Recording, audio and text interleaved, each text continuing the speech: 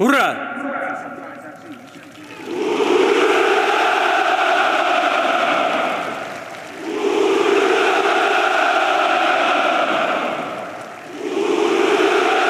Vladimir Putin's sustained dominance over Russian politics stands as one of the most remarkable phenomena of the modern era, particularly in a world where political careers often fluctuate and fade within a few years. Since first assuming the presidency in 1999, he has outlasted 5 American presidents and most European prime ministers. His tenure, now spanning more than 2 decades, has reshaped both Russia's identity and its relationship with the world. Longevity in leadership is not simply a function of political power. It is a reflection of adaptability, perception, and the ability to control narrative and institutions. In that sense, Putin has become a case study in sustained authority. To understand what makes him one of the tallest leaders of our time, one must look at him through 2 lenses: the Western perception of an authoritarian strongman and the broader global view of a strategic survivor. When Putin first appeared on the political scene in the late 1990s, Russia was reeling from economic collapse, corruption, and internal fragmentation. The Soviet Union had fallen less than a decade earlier, and the transition to capitalism had left much of the population disillusioned. Under Boris Yeltsin, Russia seemed directionless, weak internationally and unstable domestically. Putin's initial appeal lay in his promise of stability and discipline. A former KGB officer with a reputation for efficiency, he embodied control in a country exhausted by chaos. His early years focused on centralizing authority, restoring state functions, and reasserting the Kremlin's dominance over regional oligarchs. Within a few years, average Russians saw tangible results. Salaries and pensions began to stabilize, the economy grew under high oil prices, and Moscow regained its confidence on the global stage. The man who spoke little but acted decisively soon came to symbolize national recovery. One cannot understand Putin's durability without examining the system he built.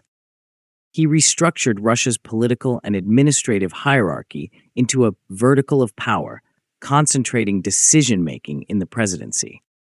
Putin gradually brought regional governors, the judiciary, and media outlets under federal control. This centralization was accompanied by a deliberate cultivation of personal loyalty among elites, a structure similar to what earlier European monarchs or modern Asian leaders employed. By aligning the interests of the security services, energy sector, and state bureaucracy, Putin ensured that his survival was tied to that of the entire governing system. At the same time, he mastered the use of national narrative.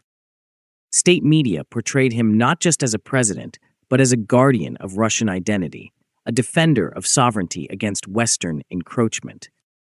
In a nation that values strong authority and historical continuity, this image resonated deeply. From the Western viewpoint, Putin's rule represents the antithesis of liberal democracy. Analysts in Washington, Brussels, and London often describe him as a strongman who dismantled democratic institutions, curtailed press freedom, and suppressed dissent. Critics argue that his longevity stems not from genuine popularity, but from control over media, electoral manipulation, and repression of opposition figures. The annexation of Crimea in 2014 and the full-scale invasion of Ukraine in 2022 further solidified his image in Western media as a revisionist autocrat bent on restoring a sphere of influence reminiscent of the Soviet era.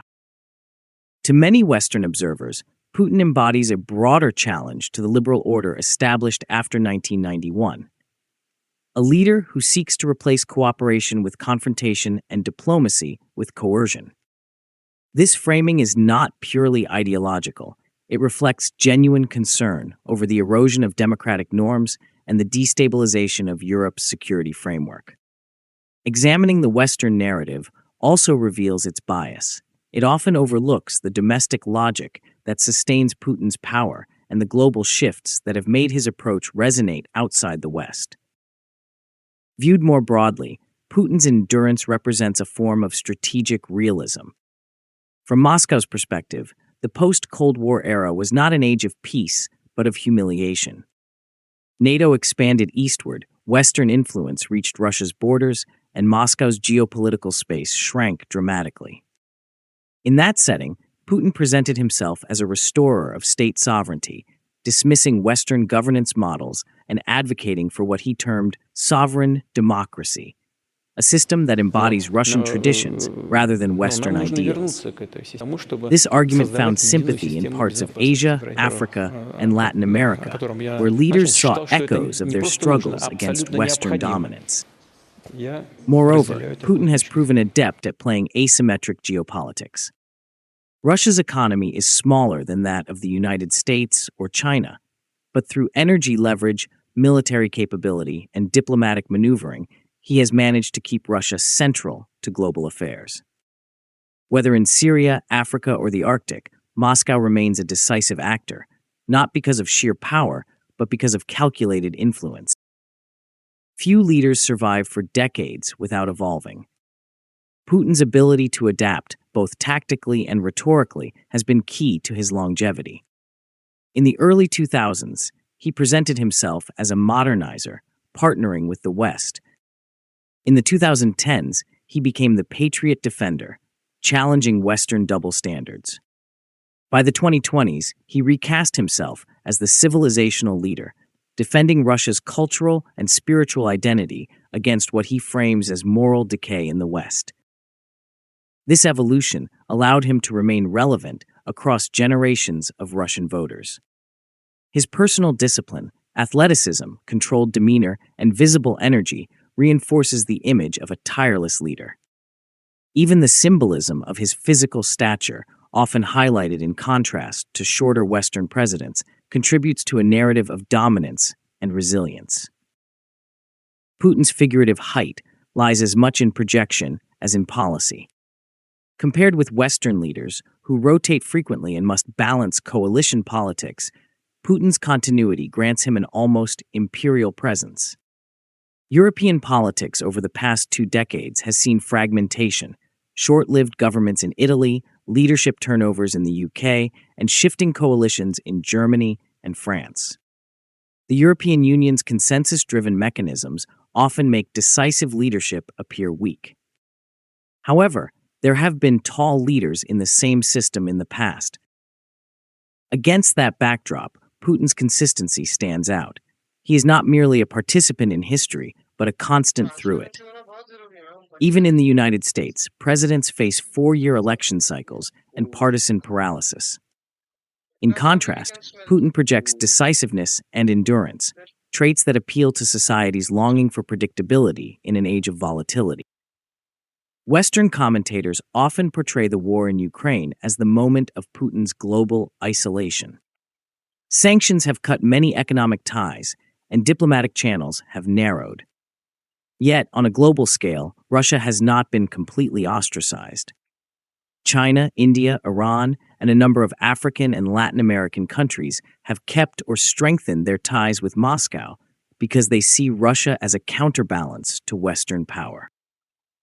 Within Europe, too, cracks exist. Hungary's government remains friendly, Slovakia and segments of Italy show pragmatism, and U.S. political polarization may shift future policy directions. In that sense, the notion of total isolation is misleading.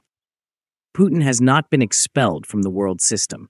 He has simply repositioned Russia within a different network of alliances, one that values sovereignty and multipolarity over ideological alignment.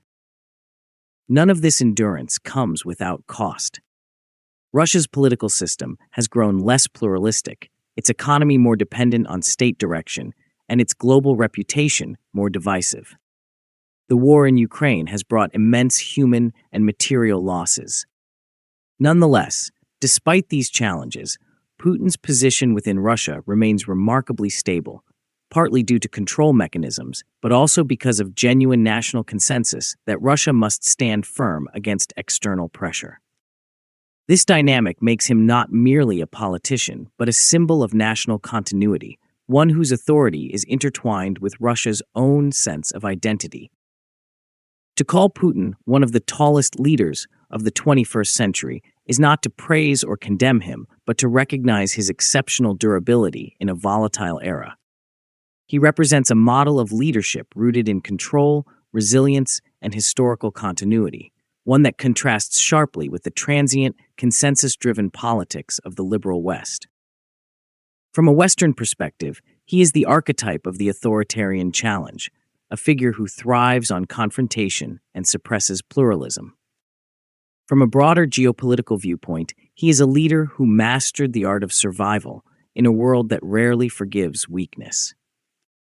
Whether history ultimately remembers him as a stabilizer or a disruptor, Vladimir Putin's two-decade rule has already reshaped the global balance of power.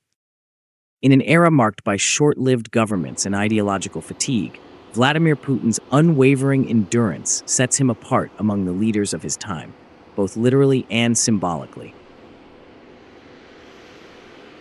If you think the video was informative, please like, subscribe, and share.